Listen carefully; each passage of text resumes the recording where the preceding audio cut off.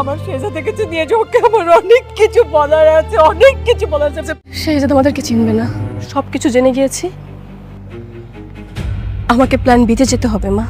Viewers, শেহজাদের স্মৃতিশক্তি হারিয়ে গিয়েছে আর এই বিষয়টি জানিয়েছে তার স্ত্রী ফাতেমা। তো গোলামের স্মৃতিশক্তি ফেরাতে ফাতেমা এবার তলে তলে মাস্টারমাইন্ড প্ল্যান সাজিয়ে তাদের বাড়িতে থেকে গোলামকে সুস্থ করবে। তো কিছুদিন আগেও গোলামকে বলতে শেহজাদকে তারা ভুল বুঝে শেষ পর্যন্ত রিশাদের কাছে বিয়ে বসেছে ফাতেমা। তো গোলাম তো তার দিক দিয়ে সম্পূর্ণ ঠিক ছিল, কারণ তার সম্পূর্ণ স্মৃতিশক্তি হারিয়ে গিয়েছে আর শুধুই তাকে ভুল বুঝে গিয়েছে।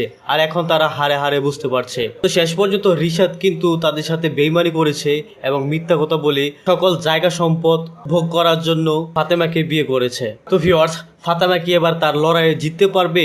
সে কি গোলামকে আবারও সুস্থ করে শেহজাদে পরিণত করতে পারবে? তো ভিউয়ার্স, কি ঘটতে চলেছে দুনিয়ার টাকার গোলাম নাটকের 9 নম্বর এপিসোডে, সেই সাথে 9 নম্বর এপিসোডটি কবে আসতে চলেছে ভিউয়ার্স, তারই সকল কিছুর বিস্তারিত আলোচনা থাকছে আজকে ছোট্ট আপডেট ভিডিওতে।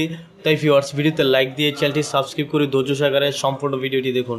ভিউয়ার্স, সম্পূর্ণ ভিডিওটি দেখলে আপনারা জানতে পারবেন দুনিয়ার টাকার গোলাম নাটকের পরবর্তী এপিসোড, অতএব 9 নম্বর এপিসোডটি কবে আসতে চলেছে। এছাড়া ভিউয়ার্স, মির্জা বাড়ির ছোট মেয়ে যে কিনা গোলামের স্ত্রী, সে মূলত গোলামকে আগে হেট করতো, এখন ধীরে ধীরে গোলামের প্রতি দুর্বল হয়ে যাচ্ছে এবং গোলামকে পছন্দ করতে চলেছে। তো ভিউয়ার্স, শেষ পর্যন্ত গোলাম কার হবে?